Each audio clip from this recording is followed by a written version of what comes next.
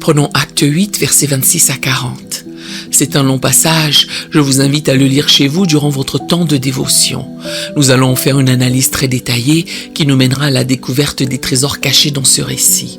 Je vous garantis que c'est un voyage au cœur de la Bible et de l'histoire qui nourrira notre âme et ravivera notre foi. Vous découvrirez que rien dans la Bible n'est écrit au hasard. Un lieu, un nom, une phrase a une signification bien plus grande que vous ne le pensez. Le Seigneur nous attend au détour de chaque verset, prêt à nous parler et à répondre à nos questions. L'histoire de la conversion de l'eunuque éthiopien par l'apôtre Philippe occupe une place unique dans le livre des Actes.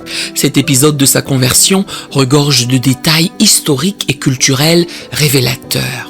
Par de nombreux aspects, cet événement singulier préfigure la vocation universaliste du christianisme naissant, appelé à s'étendre bien au-delà des frontières d'Israël. À travers la figure de ce mystérieux dignitaire venu d'Afrique, ce bref passage contient une richesse exégétique saisissante. Débutons ce passage par l'introduction de ce personnage surprenant. Que veut dire être eunuque ? Dans l'Antiquité, il était courant que des garçons soient castrés afin de devenir des eunuques et servir dans des cours royales. La castration était pratiquée dans de nombreuses cultures comme l'Égypte, la Perse, Babylone ou l'Éthiopie. Les eunuques étaient très appréciés car ils pouvaient occuper des fonctions prestigieuses dans le palais sans menacer ou mettre en danger les femmes du roi. N'ayant pas de descendants, leur loyauté n'allait qu'au souverain. La castration avait généralement lieu avant la puberté, entre 5 et 12 ans, afin d'empêcher le développement des caractéristiques sexuelles masculines. Ayant été castré de force alors qu'il n'était qu'un enfant, l'eunuque a dû endurer une procédure extrêmement douloureuse et traumatisante qui l'a privé de sa masculinité. Psychologiquement, cela a certainement dû être très difficile à accepter et il a pu ressentir colère, tristesse et injustice. Malgré ce traumatisme, il a réussi à gravir les échelons au sein de la cour pour devenir un haut fonctionnaire. Cela démontre des qualités de résilience, d'adaptabilité et de détermination.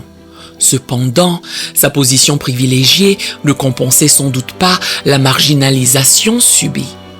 Les eunuques étaient souvent méprisés et ridiculisés dans les sociétés antiques. Le fait qu'il se soit ensuite converti au christianisme est d'autant plus extraordinaire.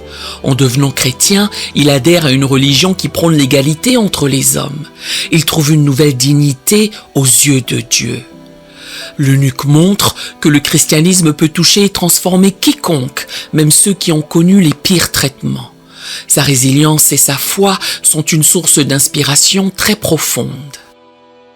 Il y a un parallélisme dans les Écritures avec une autre histoire. La connaissez-vous ? Daniel. Tout comme Daniel le prophète, l'eunuque éthiopien était un haut fonctionnaire castré servant à une cour royale étrangère. Bien que la Bible ne le mentionne pas, certains indices tirés des Écritures soutiennent la thèse selon laquelle Daniel a été fait eunuque. Premièrement, il n'a jamais été marié. Deuxièmement, comme nous l'avons mentionné, il était esclave à une époque et dans un lieu où la castration des esclaves était courante. Troisièmement, 2 Rois 20, verset 18, indique que certains des descendants d'Ézéchias seraient un jour enlevés à Israël pour servir dans le palais du roi de Babylone en tant qu'eunuques. Et l'on prendra de tes fils qui seront sortis de toi que tu auras engendrés pour en faire des eunuques dans le palais du roi de Babylone.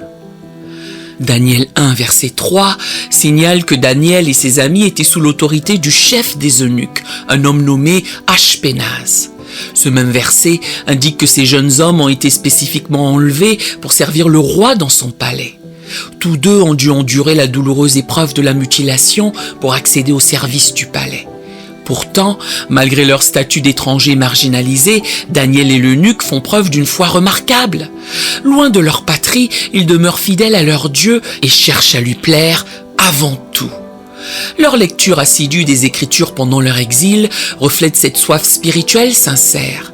Ils s'abreuvent à la source vive de la parole pour rester fermes dans leur piété. Daniel annonce prophétiquement la foi inébranlable de cet Éthiopien venu adorer à Jérusalem. Tous deux incarnent la fidélité de l'étranger qui, contre toute attente, choisit de servir le Dieu d'Israël. Leur piété est d'autant plus admirable qu'elle s'enracine dans l'épreuve. Ces rapprochements éclairent la cohérence du dessein divin à travers les Écritures. Dieu suscite la foi chez ceux que le monde néglige, manifestant sa grâce souveraine. Lisons à présent les versets 26 d'Acte 8. Un ange du Seigneur, s'adressant à Philippe, lui dit « Lève-toi et va du côté du Midi, sur le chemin qui descend de Jérusalem à Gaza, celui qui est désert. » Faisons une pause ici. La route de Gaza, où il croise Philippe, était une voie commerciale majeure reliant l'Égypte et la péninsule arabique. Le fait que l'eunuque soit originaire d'Éthiopie, qu'il revienne de Jérusalem et se rende en Égypte, souligne le caractère international de cet axe routier. Gaza se trouvait sur l'une des branches de la route de l'encens, axe commercial essentiel entre l'Égypte et l'Arabie, en passant par la Palestine. De nombreuses caravanes l'empruntaient. La précision géographique du récit n'est pas anodine. Elle replace cet épisode dans le contexte des échanges commerciaux et culturels intenses entre l'Afrique, le Moyen-Orient et l'Asie. Le christianisme naissant est d'emblée connecté au monde grâce à cet eunuque voyageur. La route de Gaza confère une dimension cosmopolite à ce passage des actes.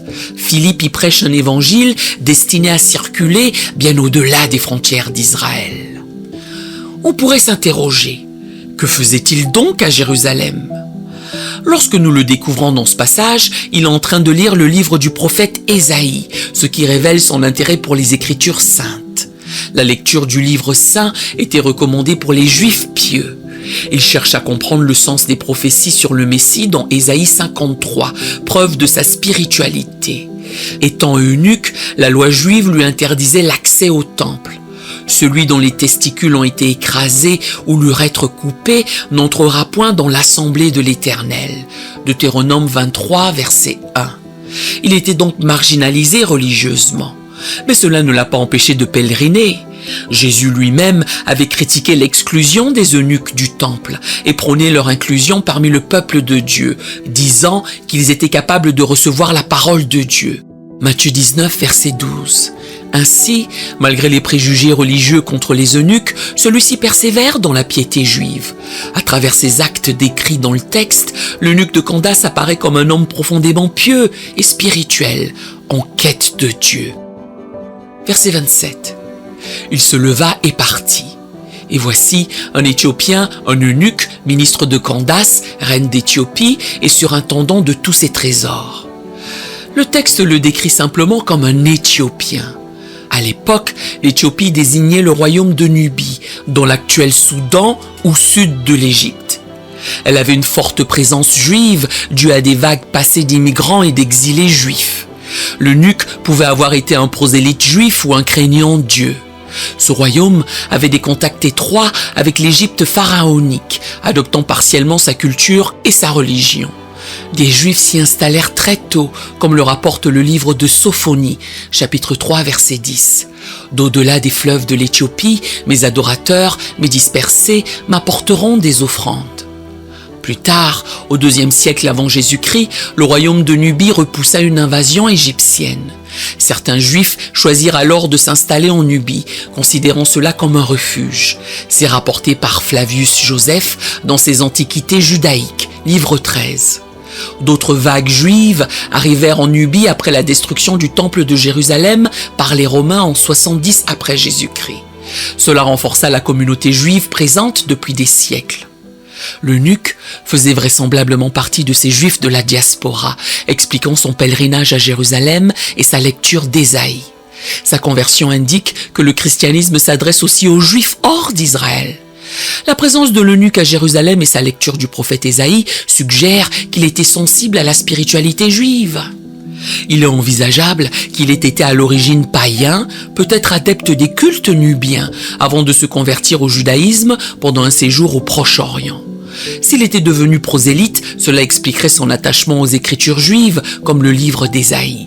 Sa foi récente nourrissait son zèle religieux. L'eunuque incarnait déjà avant sa conversion chrétienne le caractère latitudinaire de la révélation biblique qui dépasse les frontières ethniques. Son parcours spirituel personnel le préparait à rencontrer Philippe. Il est décrit comme un ministre de Candace, reine d'Éthiopie, et surintendant de tous ses trésors. Pour Hérodote l'historien, le trésorier est le plus considérable et le plus fidèle des eunuques royaux. De telles mentions corroborent le statut privilégié de l'eunuque. Cette fonction de surintendant du trésor royal était l'une des charges administratives les plus prestigieuses à la cour, comme le confirment des auteurs antiques. Ce détail historiquement attesté dévoile que le christianisme touchait aussi les élites et pas seulement les classes populaires. L'eunuque ouvre la voie à la conversion des puissants. Ministre de Candace, reine d'Éthiopie. Candace n'était pas un nom propre, mais un titre porté par les reines-mères qui exerçaient l'autorité sur le royaume de Nubie. Plusieurs reines se succédèrent sous ce nom. L'eunuque occupait auprès d'elle une position de grande confiance, étant décrit comme son surintendant de tous ses trésors, ou ministre. Il supervisait très certainement les impôts, le commerce et les dépenses du trésor royal. Bien que castrés, certains eunuques accédaient au cercle rapproché du pouvoir. On retrouve ce titre Candace chez les historiens romains Pline l'Ancien et Strabon, qui évoquent la succession des reines Candace en Nubie au 1er siècle avant Jésus-Christ. L'eunuque de la reine Candace était en conséquence un personnage important qui gérait l'administration financière du royaume nubien. Certains s'exclament « J'ai déjà entendu ce nom quelque part ». En effet, la Nubie est mentionnée à plusieurs reprises dans la parole, notamment en rapport avec l'Éthiopie. La Nubie avait des liens anciens avec la culture égyptienne, mais développa sa propre civilisation sophistiquée à partir du 8e siècle avant Jésus-Christ. Sa capitale était Napata, remplacée ensuite par Méroé. Des communautés juives s'y installèrent au fil des siècles, notamment après la conquête d'Alexandre et lors de la diaspora. L'eunuque était peut-être issu de cette diaspora juive nubienne. Pourquoi tous ces détails ? Comprendre ce contexte enrichit le récit. On imagine mieux cet homme venant des confins méridionaux de l'Égypte, marqué par une civilisation multiculturelle au carrefour de l'Afrique et du Moyen-Orient. Ces détails historiques et culturels donnent plus de chair au personnage de l'eunuque et éclairent son origine éthiopienne. Ils aident à saisir ce juif de la diaspora venant d'un horizon lointain. Dans la Bible hébraïque, la Nubie est appelée Couche. Ce nom désigne à la fois un personnage, fils de Cham et petit-fils de Noé, Genèse 10, mais aussi la région habitée par ses descendants. Selon la tradition juive, la femme de Moïse, Séphora, était originaire de Couche ou Nubie. Elle est parfois présentée comme étant noire de peau. Le prophète Ésaïe mentionne des alliés nubiens qui viendront à Jérusalem, Ésaïe 18, versets 1 et 2. Le psalmiste évoque aussi la Nubie se soumettant un jour au Dieu d'Israël, psaume 68, verset 31. Dans le Nouveau Testament, le nom d'Éthiopie désigne la Nubie. La tradition chrétienne ultérieure rattache la Nubie à la postérité de Cham, selon la table des peuples de Genèse 10. Cham aurait peuplé l'Afrique. Les mentions bibliques de la Nubie ou Couche témoignent de liens anciens entre Israël et l'Afrique négro-nubienne, préfigurant l'inclusion future des Africains dans le salut de Dieu. Quelques-uns s'interrogent. D'où sort cette histoire que Cham a peuplé l'Afrique ? Eh bien, selon la tradition chrétienne, Cham est considéré comme l'ancêtre des peuples africains, pas pour sa couleur de peau, mais pour plusieurs autres raisons.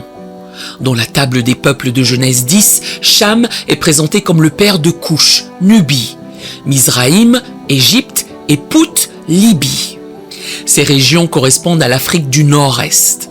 L'histoire de Noé, maudissant son petit-fils Canaan, fils de Cham, a été utilisée comme justification biblique de l'esclavage des Noirs par les chrétiens européens. Canaan était associé à l'Afrique noire.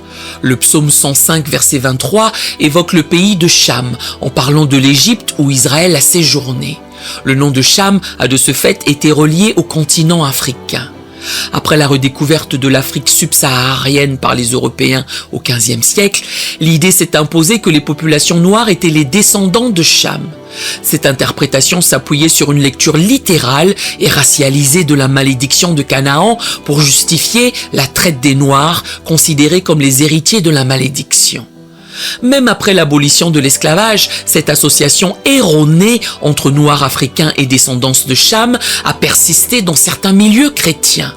Bien que discutable sur un plan exégétique, cette identification de Cham à l'Afrique noire s'est enracinée dans l'imaginaire chrétien par des motivations idéologiques liées à l'esclavagisme. Les exégètes modernes rejettent ce lien non étayé. Versets 27 à 35. Surintendant de tous ses trésors, venu à Jérusalem pour adorer, s'en retournait assis sur son char et lisait le prophète Ésaïe.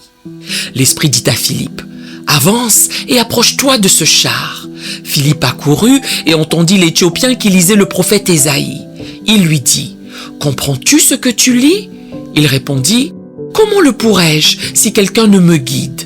Et il invita Philippe à monter et à s'asseoir avec lui. Faisons une pause ici.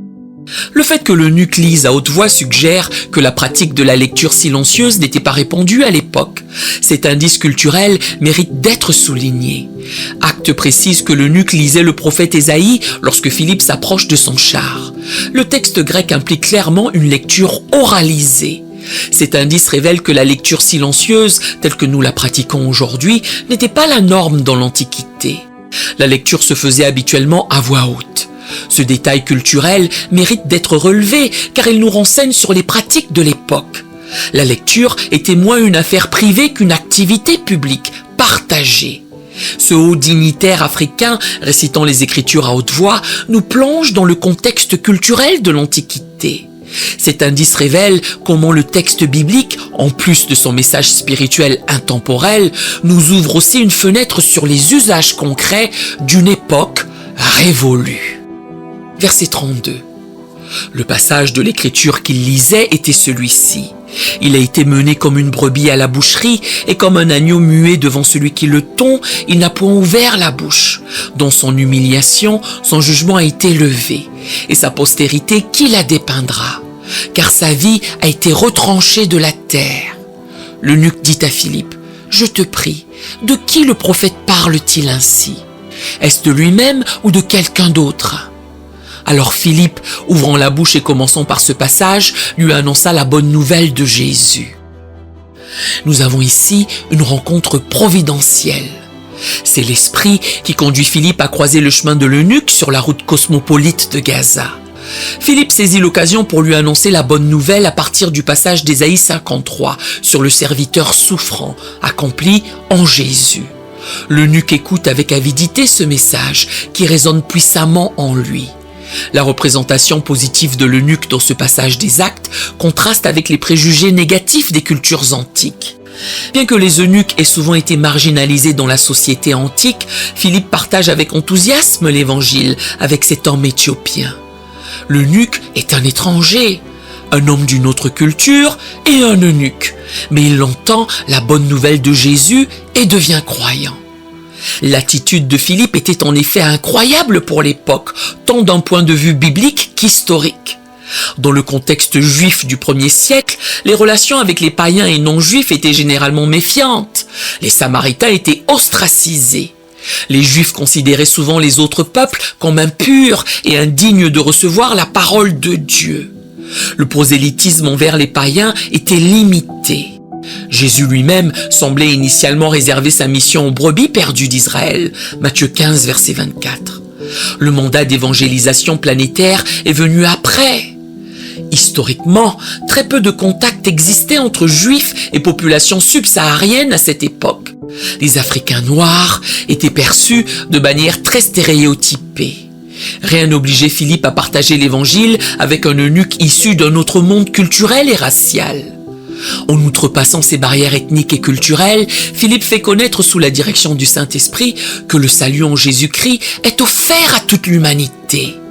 Par conséquent, oui, l'attitude de Philippe était novatrice et annonciatrice de la mondialité du message évangélique qui s'adresse à toute personne sans distinction de race ou d'origine. Ce texte constitue un vivant démenti de l'idéologie esclavagiste qui a si tragiquement marqué l'histoire africaine. Il réaffirme l'unique et précieuse humanité de chacun. La conversion de cet Éthiopien marginalisé contient en germe une libération spirituelle appelée à porter des fruits de justice sociale pour les opprimés. Sachez que ce n'est pas la première fois que les Écritures dépeignent les Éthiopiens de manière positive.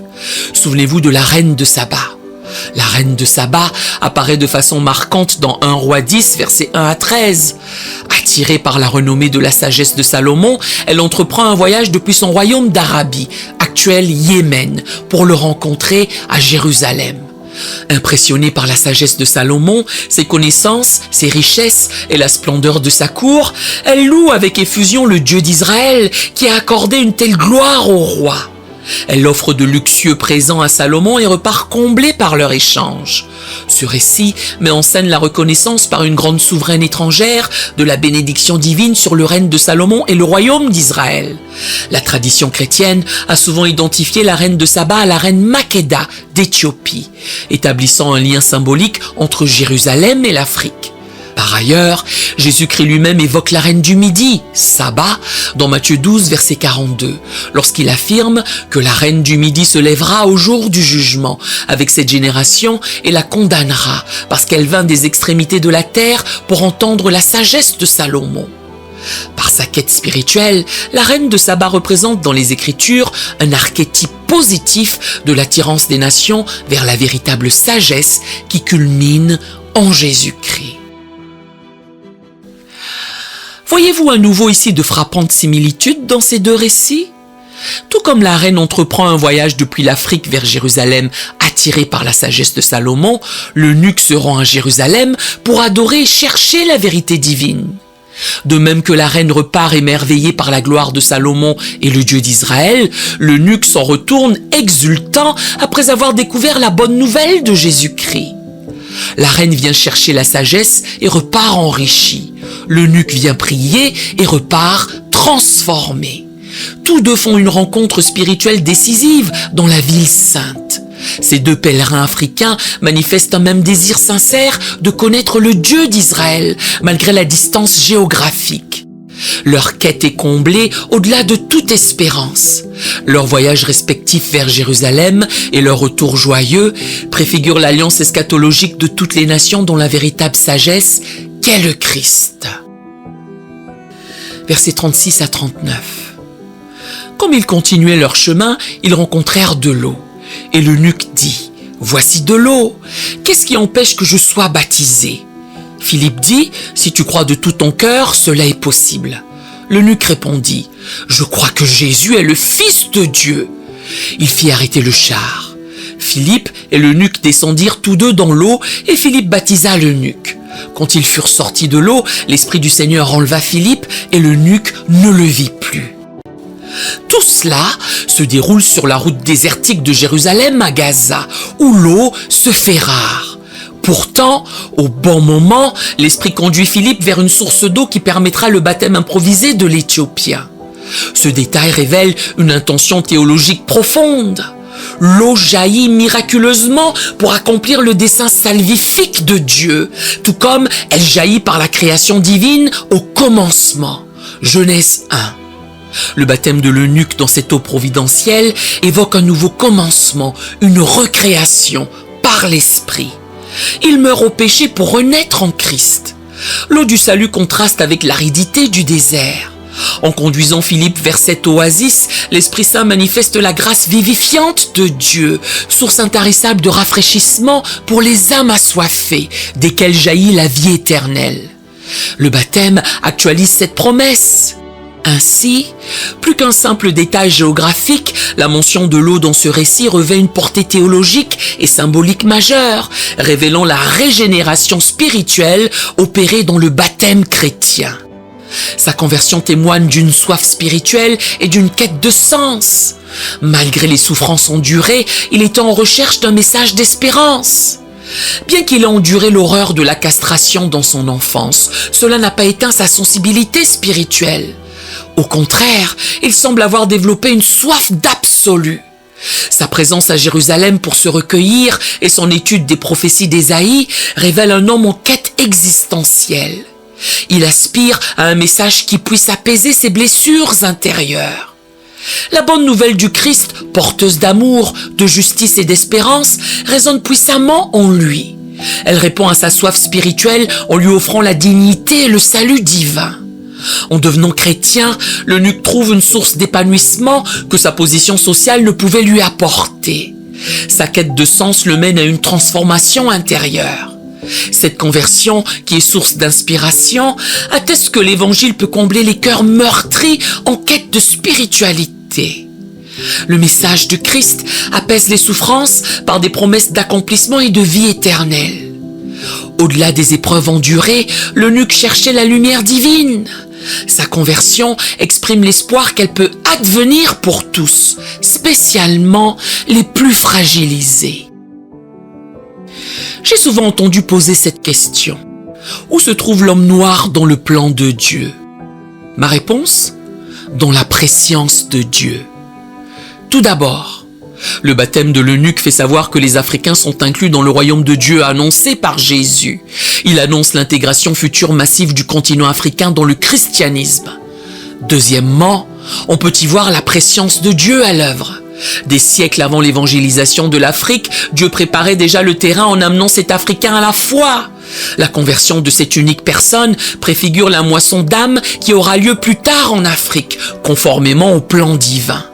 L'Esprit Saint conduit souverainement Philippe à croiser le chemin de l'Éthiopien. Troisièmement, cet événement signale que Dieu veut rassembler toutes les nations dans l'Église, comme annoncé par les prophètes.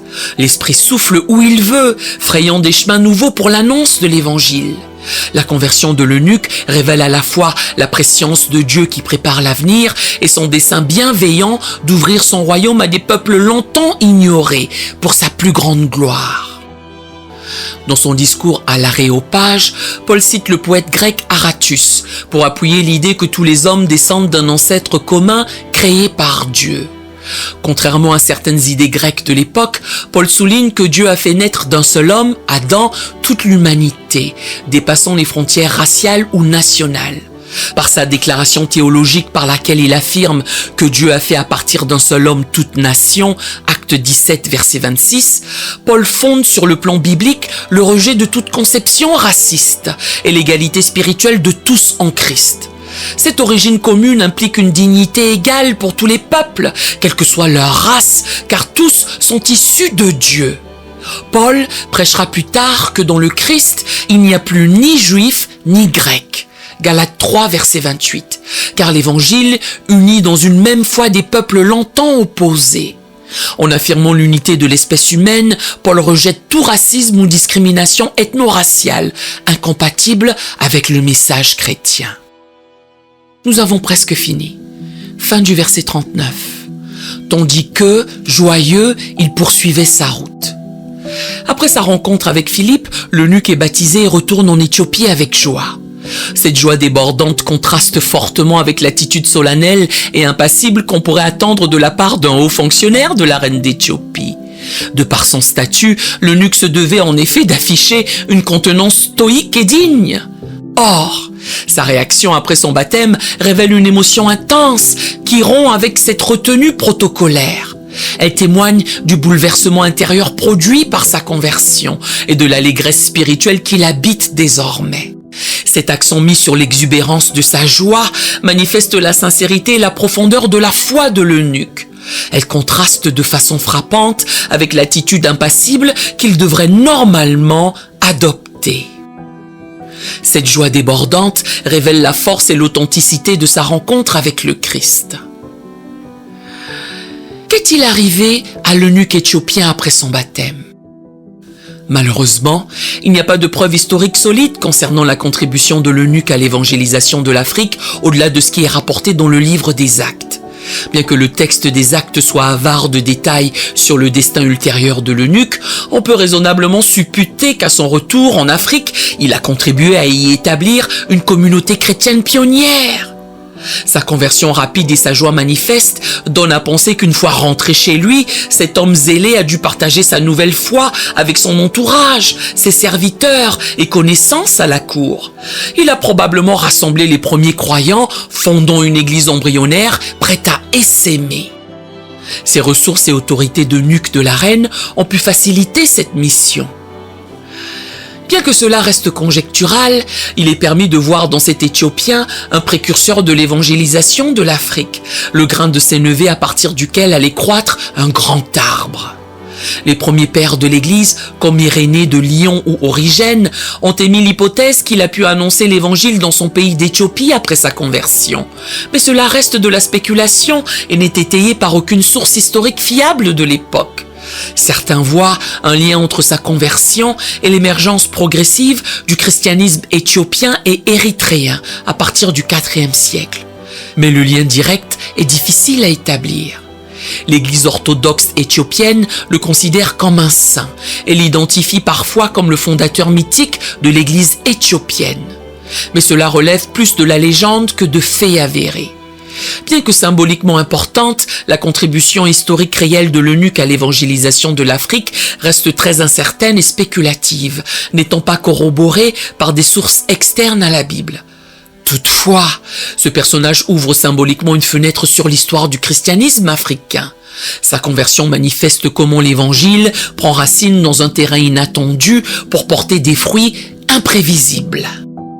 Alors, quand a-t-il rencontré Jésus ? Bien que Jésus ne soit pas mentionné explicitement dans ce passage de la conversion de l'eunuque éthiopien, sa présence et son action peuvent être perçues constamment et de diverses manières symboliques. Premièrement, ce passage expose comment les Écritures désignent Jésus comme l'accomplissement de la prophétie. C'est l'Esprit de Jésus qui conduit Philippe à croiser le chemin de l'eunuque au bon moment et au bon endroit. Guidé par l'Esprit, Philippe rencontre quelqu'un qui peine à comprendre les Écritures et utilise cela comme une occasion de proclamer l'Évangile. C'est Jésus ressuscité qui ouvre la voie à cette rencontre. Deuxièmement, quand Philippe annonce la bonne nouvelle de Jésus à partir du livre d'Ésaïe, c'est Jésus lui-même que l'eunuque découvre à travers les Écritures. La parole révèle le Christ. La prophétie d'Ésaïe sur le serviteur souffrant s'accomplit en Jésus. Pour la première Église, Jésus était la clé pour comprendre toute l'Écriture. Sa mort et résurrection ont accompli ce qu'avaient annoncé les prophètes de l'Ancien Testament.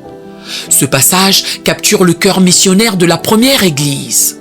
Fortifiés par l'Esprit Saint, des croyants comme Philippe répandent la bonne nouvelle à la fois en Israël et au-delà, dans les régions environnantes. Troisièmement, en demandant le baptême après avoir cru en Jésus, l'eunuque accueille symboliquement Jésus dans sa vie et participe mystiquement à sa mort et résurrection. Quatrièmement, la joie de l'eunuque après le baptême reflète la joie du salut en Jésus-Christ. Sa soif spirituelle est étanchée par la rencontre avec le Seigneur. Cinquièmement, en retournant en Éthiopie, l'eunuque y porte Jésus dans son cœur transformé.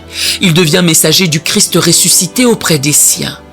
Ainsi, de multiples façons, Jésus est présent et agissant dans cette conversion miraculeuse, manifestant son désir de rejoindre quiconque le cherche avec un cœur sincère, indépendamment de son origine. La bonne nouvelle de Jésus est pour tous, quelle que soit l'origine ethnique, le sexe ou la position sociale. À travers la prédication de l'Évangile, l'Église s'étend de manière inattendue. Voici mon mot de la fin.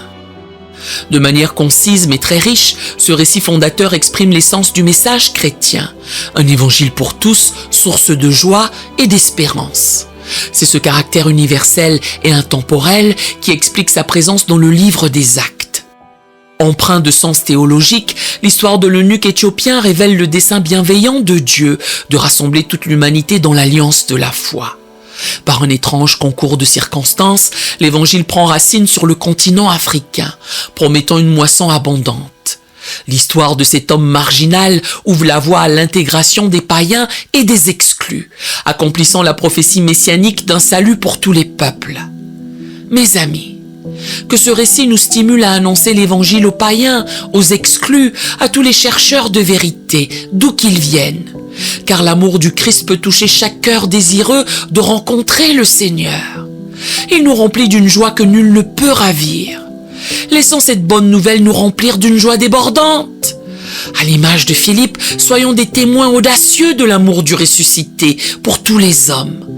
Témoignons de cet amour plus fort que tout. Proclamons avec joie cette bonne nouvelle qui transfigure toute existence.